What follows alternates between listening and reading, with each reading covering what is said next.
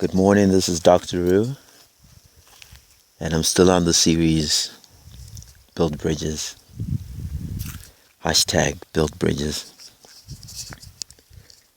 It just occurred to me this morning as I was taking a stroll really, and I started praying to God, thanking Him for everything that He has done for my life and how He has provided for me even till this time. God has just been faithful, and He has allowed me to grow up to be a man, to be a father of 3 beautiful children, with my wife Sharon. And so I really thank God for that. I thank God for Dion Jesse. I thank God for Tanatso Nashe, Daniel, and I thank God for Stella Maita. A girl, a boy. Yeah, 2 girls and 1 boy. I really thank God for how He has blessed me in such a way that I never thought possible. And I'd love to share with you this because it's really something that pressed my heart this morning. It really pressed my heart this morning. I never thought that I'll get to this point in life, you know. My brother passed on when he was 26, qualified medical doctor. It was painful. My dad passed on when I was in grade 5. I was still very young, and so my brother looked after me pretty much. But it was mostly my mom who was there, but my brother was now the father figure. And as I grew up from 5th grade right up to lower 6th, that's when he passed on. I mean, it was really painful for me to then lose someone who I then had looked to as a father figure. But this morning as I was taking a stroll, I picked up something, right? God reminded me of how good He has been for my life. He reminded me that for the few years that I had with my dad actually taught me a lot of things that I know now. I still remember as I was a little child and I would take walks with my dad. Literally, would just take walks. He'll take his newspaper. He was very good at crypto puzzles and those crossword puzzles. So he'll take his newspaper. He was very religious with regarding his press. Take his Herald or Sunday Mail and would take a walk. And there he was doing his crossword puzzles, and would take a walk to this nursery and would look at the trees and the flowers there. He really loved nature. He really loved to connect with nature, and it's something that I used to do with my dad, and I was a young little boy, you know. And when I look at my life now, the way I'm connected to just being me and being around nature, and I even groom my children the same way. But at one point, I almost lost it. I almost lost myself. But God picked me up and reminded me that I have a life to live, and I should live it to the fullest. Because at one point, I was really losing my head. And instead of doing things that were positive to then help my upcoming children, I was never around for my children. I was never around. It was all about going to work, coming back, going to the pub, and at times it would be just work, pub, come back home just to sleep, bath, eat, and the next day I'm headed to work. So I really never had time for my children. You understand? But God, being the God that He is, the Father that He is, He was able to stretch out His hand and say, child, you still remember these days when your dad used to take care of you. All right? There are some instances and some things that were habitual in my life that I realized were also a product of my father. And I really needed to have an introspection of my life and say, what are the things, the good things, that I really need to take up from my dad? Okay? In as much as I was becoming more like my dad in a lot of things, and more like my brother in a lot of things, it's not everything that I was taking up that was on the positive. So what am I saying?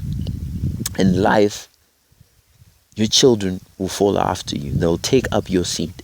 They'll take up the things you do. Are you really looking at the things that you're doing in life? That's part of building a bridge. That's part of building a bridge. Whether you're doing positive things or negative things, know that you are setting a standard for your children. Knowingly or unknowingly, you're setting a standard. You're setting a standard physically and spiritually. You're setting a standard. So what standard do you want for your children or your children's children? What standard do you really want? That's the question that should be lingering in your mind, in your heart, in your soul as you live your life. What standard do you want to set? What standard do you want to set? I take a flashback and take a stroll into memory lane. As I was young, my father used to take me to the garden, and we used to do everything. We used to weed the garden. We used to nurture the garden. We used to water the garden. We used to make sure there's enough manure. We did a lot with regards to that. I remember I used to even wave at my mom. I'd smile and wave, and say, Mama, this will be Sunday morning and she's going to church. And I'll smile and wave and say, yeah, I'll see you later. I'm chilling here with Dad. You know, I wouldn't say it that way. Obviously, I say, Mama, yeah, I'm here with Dad. You know, and would trim hedges and would sort out the yard, and it was beautiful, And as I grew up, I found myself with those traits. I found myself doing exactly that. When God says, train up a child in the way that he should go, and he will not depart from it. That's the word of God right there, and it's the truth. And that's something that I did in my life. That's something that I was trained up even by my dad at a very young age, very tender age. And guess what? He passed on when I was only grade 5. I was so young. 5th grade. I was something like 9.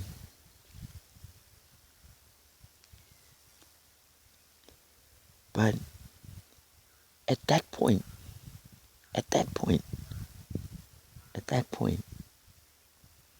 only 9 years old.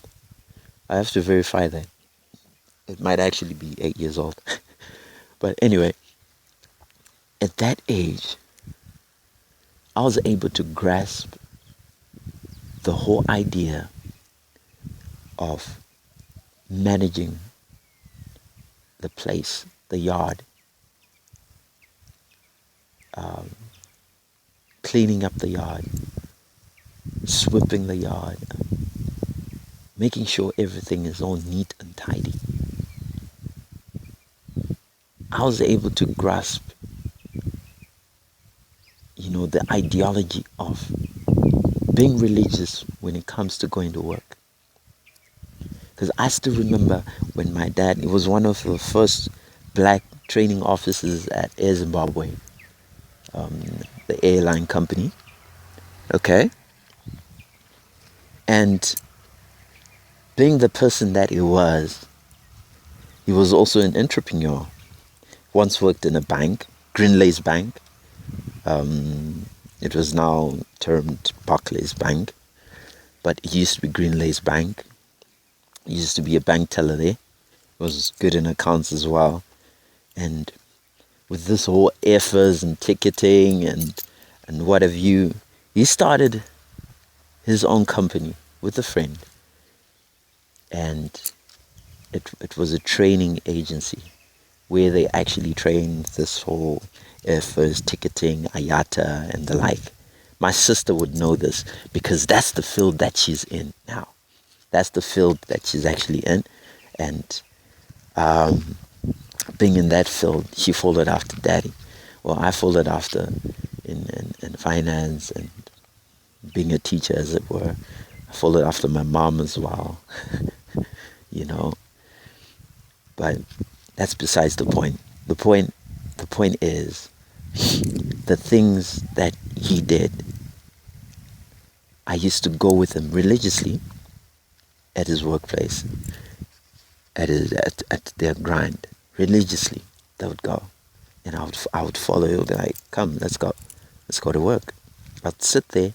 He's training his students, you know, but in as much as he was training his students, there's something that I was grasping there. You need to be religious going to work. You need to make sure you need to do work. And he was so good at what he was doing. In the few years, those few moments, I could count them, but in those few moments, he put something in my heart that I'm only realizing today. In those few moments, he put something in my heart that I'm realizing today. He put something in my heart that I'm realizing today. In those few moments. So I'm telling you, it's something that is out of my experience. What are you setting a standard for your children? What are you doing? What are you doing? What is it that you're doing? Is it positive? Is it encouraging? Are you investing in your time and investing in your children's time? It's very important. It's very important. You'll be surprised at the things that they take up. Whatever you're doing now, the seeds will grow up the same way. Oh yes, they will. This is drrue on the series #BuildBridges. Thank you for having me. Have a beautiful day. Cheers.